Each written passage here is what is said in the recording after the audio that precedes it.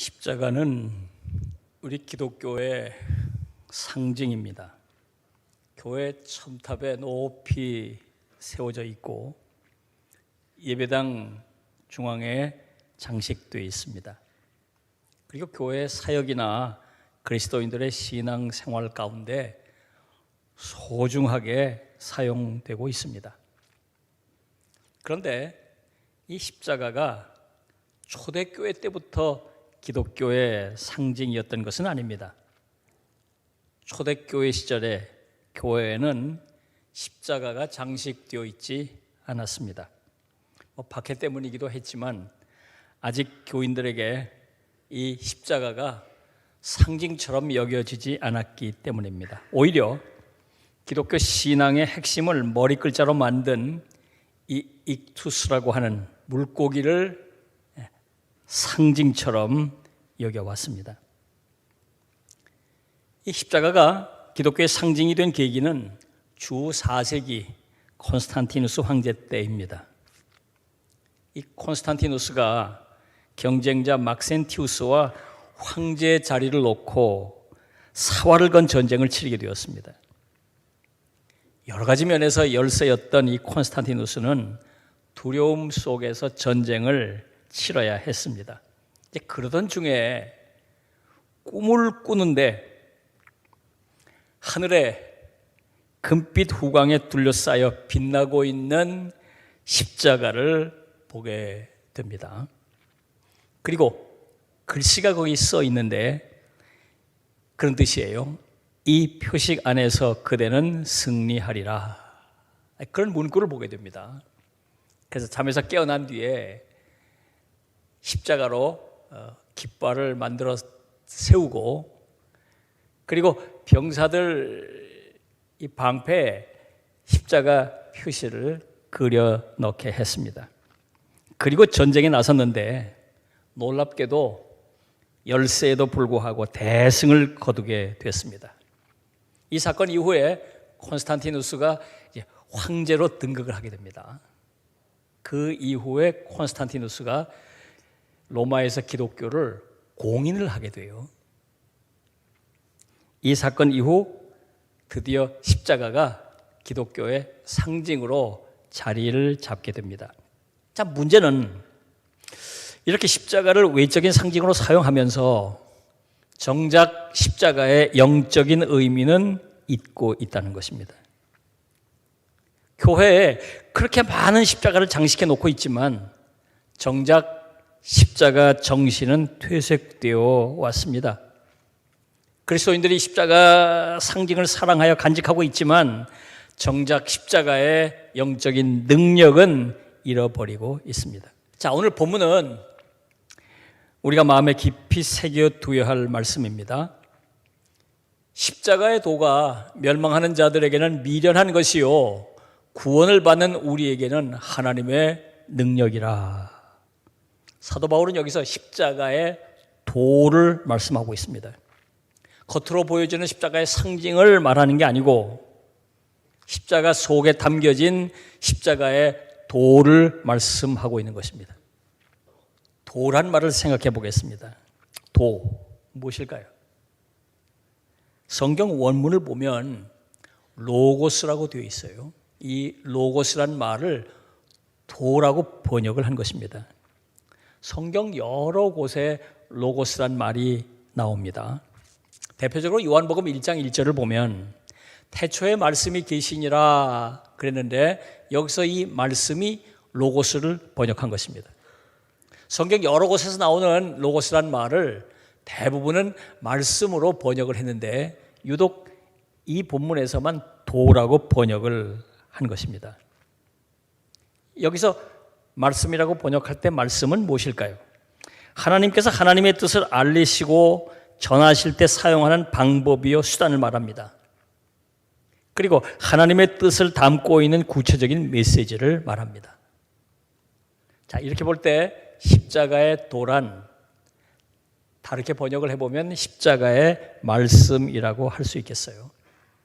그 뜻은 하나님께서 예수 그리스도의 이 십자가 사건을 통해서 우리에게 선포하신 말씀, 그런 뜻이 되는 것이죠. 하나님께서 이 십자가 사건, 예수 그리스도의 십자가 사건을 통해서 우리에게 말씀하시려고 하는 것은 무엇일까요? 우리가 이 십자가를 통해서 들어야 할 십자가의 말씀은 무엇일까요? 성경 전체를 요약해보고 정리해보면 세 가지 메시지를 우리가 여기서 들어야 합니다. 그 첫째는 죽음이에요. 죽음. 우선 십자가는 우리에게 죽음에 대해서 말씀하고 있습니다. 십자가 자체가 사형도구입니다. 그 위에 사람이 달려서 죽는 죽음의 자리입니다. 그래서 십자가는 무엇보다 우리에게 죽음을 말하고 있습니다. 바로 우리 모든 인간의 죽음, 또 우리가 죽어야 할 그 죽음에 대해서 말씀하고 있습니다. 히브리서 9장 27절을 보면 이렇게 말씀하고 있습니다. 한 번 죽는 것은 사람에게 정해진 것이요 그 후에는 심판이 있으리니. 우리 모든 인간은 반드시 죽게 돼 있고 그 죽음 이후에는 자기들이 저지른 죄를 따라서 심판을 받게 되어 있다. 선언이에요. 선포예요. 십자가는 우리에게 이것을 먼저 선포하는 것입니다. 원래 하나님께서는 우리 인간을 영생하도록 창조하셨습니다. 죽음 없이 영원토록 살게 만드셨어요. 처음 사람 아담과 하와가 에덴 동산에서 그렇게 살았어요. 그러다가 저들이 죄를 저질렀고 그 죄의 삭스로 죽음을 맞게 된 것입니다. 그리고 아담의 후손들은 아담의 이 죽을 수밖에 없는 본성을 물려받고 태어났습니다. 그 본성을 따라 죄 가운데 살다가 죽습니다. 그리고 자신이 저지른 죄 때문에 하나님의 심판을 받게 되었습니다. 이것이 죄로 죽을 수밖에 없는 우리 인간의 벗어날 수 없는 숙명입니다. 그렇습니다. 십자가는 우선 우리에게 이 안타까운 숙명을 말씀하고 있습니다. 자, 두 번째, 대속입니다. 다음으로 이 십자가는 예수님의 죽음에 대해서 우리에게 말씀하고 있습니다. 첫 번째 우리가 들어야 할 메시지는 우리의 죽음에 관한 메시지였다면, 두 번째는 예수님의 죽음에 대해서 십자가는 말하고 있습니다. 이 십자가 위에서 예수님이 죽으셨다는 거예요. 하나님의 아들로서 죄가 없으신 분이시지만 십자가에 달려 죽으셨습니다. 바로 이 십자가는 우리에게 죄 없으신 분이 십자가에 달려 죽으셨다는 것을 말씀하고 있는 것입니다. 갈라디아서 1장 4절을 보면 이렇게 말씀하고 있습니다. 그리스도께서 하나님 곧 우리 아버지의 뜻을 따라 이 악한 세대에서 우리를 건지시려고 우리의 죄를 대속하기 위하여 자기 몸을 주셨으니, 대속을 말씀하고 있죠. 대속. 예수님께서는 당신의 죄 때문에 십자가에 달리신 것이 아닙니다.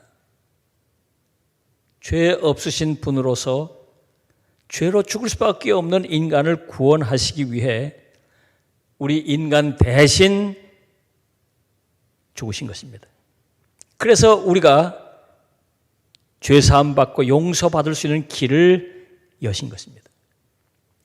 또 하나 십자가가 우리에게 전해주시는 메시지는 사랑입니다. 이 십자가는 주님의 사랑에 대해서 말씀하고 있습니다. 주님께서 십자가에서 대속의 죽음을 죽으신 이유가 무엇입니까? 주님께서는 결코 대속의 죽음을 죽지 않으시면 안 되는 어떤 필요나 조건을 가지고 계시지 않으십니다. 그러면서도 대속의 죽음을 죽으신 이유는 단 한 가지입니다. 바로 사랑입니다. 로마서 5장 8절을 보면 이렇게 말씀하고 있습니다. 우리가 아직 죄인 되었을 때에 그리스도께서 우리를 위하여 죽으심으로 하나님께서 우리에 대한 자기의 사랑을 확증하셨느니라. 이 십자가의 죽음이 하나님의 사랑을 보여주셨다는 말씀이죠. 자, 본문을 보면 이 십자가 도의 특징을 우리가 발견할 수 있게 됩니다. 이 십자가의 도, 십자가의 이 말씀이 가지고 있는 특징이 있는데, 첫째로 하나님의 지혜입니다. 23절을 보면 이렇게 말씀하고 있습니다. 우리는 십자가에 못 박힌 그리스도를 전하니 유대인에게는 거리끼는 것이요 이방인에게는 미련한 것이로되. 우선 이 십자가의 도가 유대인들에게는 거리끼는 것이라고 말씀하고 있습니다. 그동안 유대인들은 메시아를 기다려왔습니다. 다윗과 같은 메시아, 주변의 적들을 다 물리치고 민족에게 해방을 주고 국가적인 부흥을 가져다 줄 그런 정치적인 메시아를 꿈꿔왔습니다.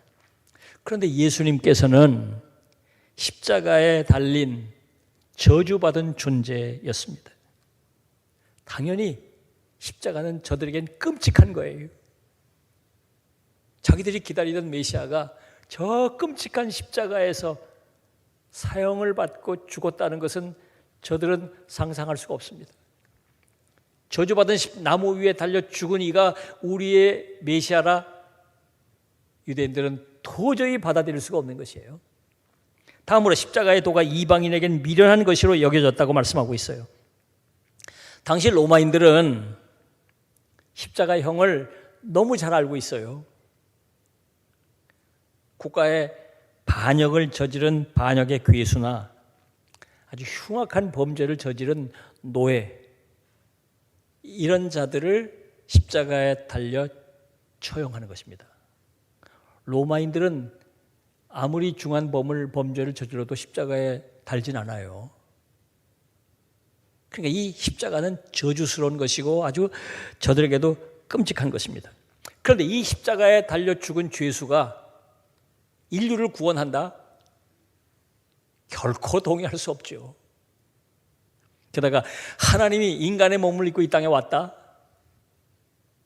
이 땅에 온 하나님이 십자가에 달려서 저렇게 무기력하게 처참하게 죽음을 당했다?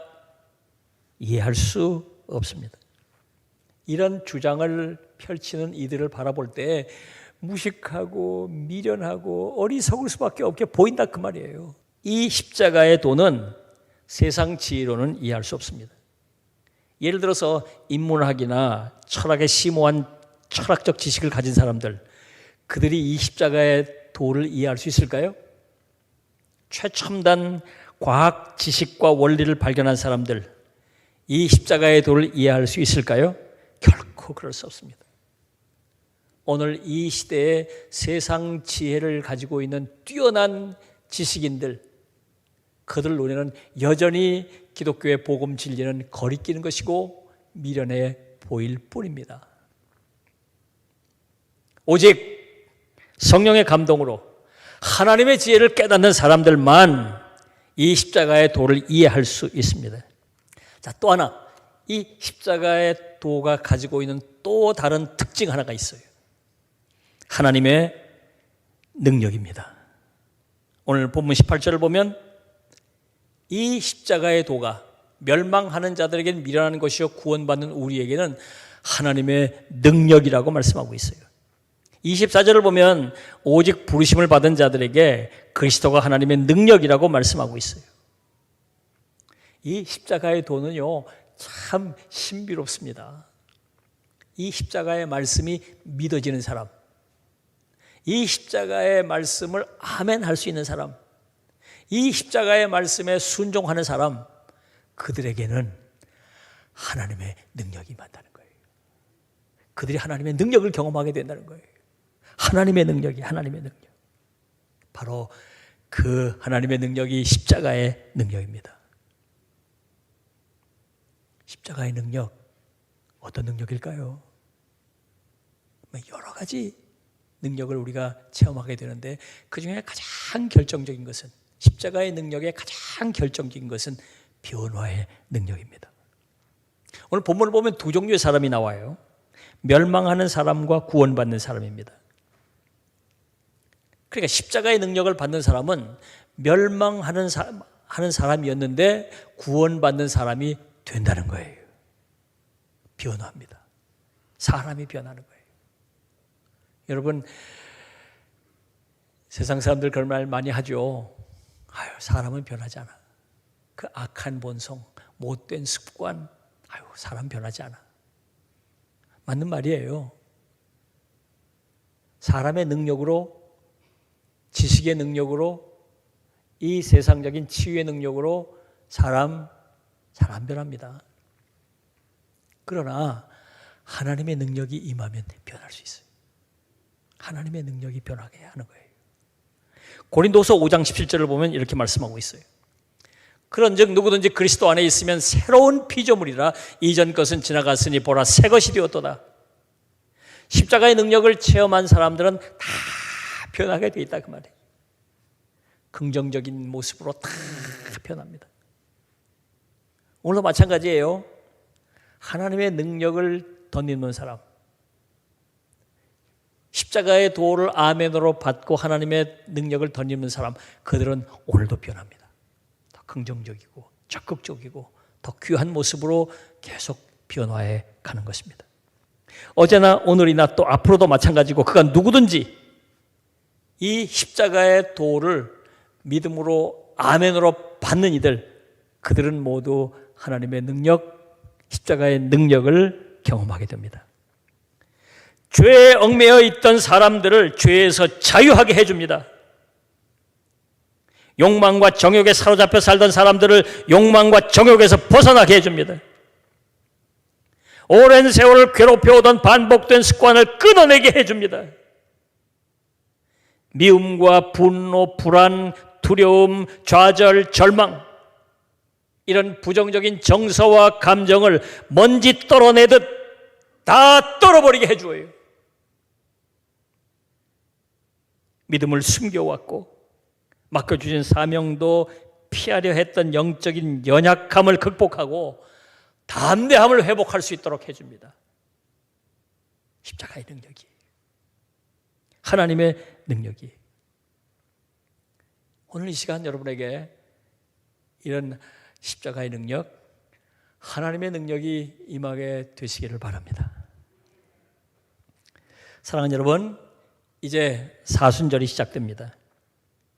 금년 이 사순절 기간 동안 여러분들은 십자가의 도를 깊이 묵상하길 바랍니다. 십자가를 통해서 들려주시는 주님의 말씀, 이 죽음의 말씀, 대속의 말씀, 이 사랑의 말씀을 깊이 들으실 수 있기를 바랍니다. 그리고 아멘으로 이 십자가의 말씀을 듣고 따르면서 여러분들은 변화의 능력, 십자가의 능력, 하나님의 능력을 체험할 수 있게 되시길 바랍니다. 그래서 이 기간 동안 여러분이 더 귀한 하나님의 백성으로 빚어져 가시기를 우리 주님의 이름으로 부탁합니다. 기도하겠습니다.